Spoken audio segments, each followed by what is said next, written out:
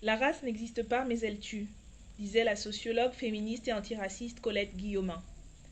Et quand on n'en meurt pas directement, immédiatement, les discriminations liées à une supposée race, à une origine ou une religion, réelle ou présumée, condamnent à être davantage exposés au chômage, à la précarité sociale, à de mauvaises conditions de logement, à un moins bon état de santé, compromettent l'insertion professionnelle notamment des plus jeunes, et surexpose à des contrôles policiers et à des relations dégradées avec les forces de sécurité.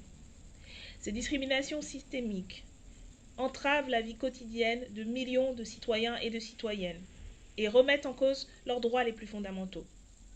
Ce sont les propos du défenseur des droits dans un rapport publié ce lundi 22 juin. Il y expose, page après page, ces discriminations systémiques au logement, à l'éducation, au travail, à la santé. Il pointe l'absence d'audit sérieux sur le sujet au-delà des quelques textings qui confirment par ailleurs ces discriminations. Il signale également l'inadéquation et l'inefficacité de la réponse judiciaire et pénale et dénonce l'absence de politique volontariste. La semaine dernière, jeudi 18 juin, c'est la CNCDH, la Commission nationale consultative des droits humains, qui indiquait dans son rapport annuel que pour l'année 2019, il y a eu une augmentation de 27 à 130% des actes racistes. Que font gouvernement et majorité macroniste depuis 3 ans face à ces constats étayés année après année? Rien. Absolument rien. Bien au contraire. Le gouvernement s'est bien plus employé à stigmatiser les habitants et habitantes des quartiers populaires, les manifestants et manifestants contre le racisme ou les personnes migrantes, plutôt qu'à travailler à lutter contre les discriminations qui touchent les premières personnes victimes d'abord, mais qui remettent aussi en cause l'unité de la communauté nationale que nous formons tous et toutes. À l'Assemblée nationale, la majorité macroniste s'est aussi systématiquement opposée à toutes les propositions que nous avons faites pour lutter contre les discriminations. Par exemple, lors de nos journées d'initiative parlementaire, lorsque nous avions proposé l'instauration du récépissé de contrôle d'identité pour lutter contre les contrôles racistes au faciès, ou lorsque nous avons proposé l'interdiction des techniques d'immobilisation létales, notamment le plaquage ventral, qui vont causer la mort à de trop nombreux concitoyens, notamment et en particulier des hommes racisés.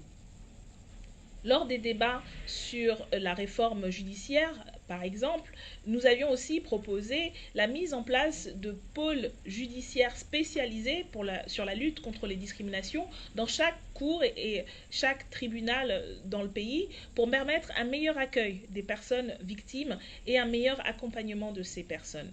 Cela a été refusé. Lors des débats sur la fonction publique, nous avons proposé la mise en place d'un pôle égalité dans chaque région pour permettre la promotion et la garantie des droits à l'égalité et contre les discriminations des agents et des agentes de la fonction publique. Cela a été refusé.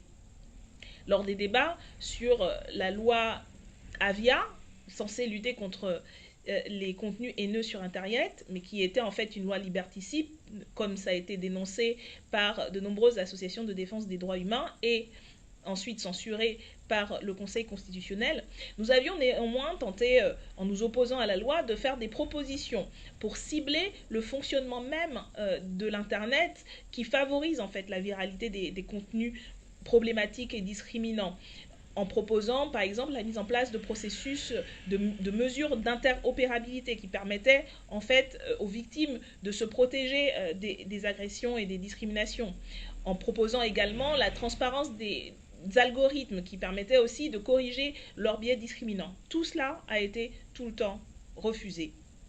En vérité, la Macronie ne souhaite pas lutter contre les discriminations. Elle a fait le choix d'une politique antisociale, anti-écologique et antidémocratique pour maintenir le statu quo qui permet à une minorité de continuer à exploiter et à opprimer la majorité de la population. Voilà pourquoi il est tellement crucial que nous continuions tous et toutes à nous mobiliser pour lutter contre toutes les formes de discrimination, contre le racisme dans la rue, mais également dans les urnes, avec l'objectif de pouvoir mettre en œuvre toutes ces mesures comme celles que nous proposons dans notre programme L'Avenir en commun, avec les livrets que nous avons produits, notamment celui contre le racisme, ou dans les amendements que nous avons défendus depuis 3 ans, qui permettrait enfin d'éradiquer ces discriminations, d'éradiquer ces oppressions et de faire vivre l'égalité. Alors nous vous disons à tous et toutes, rendez-vous dans la lutte pour la justice et l'égalité des droits.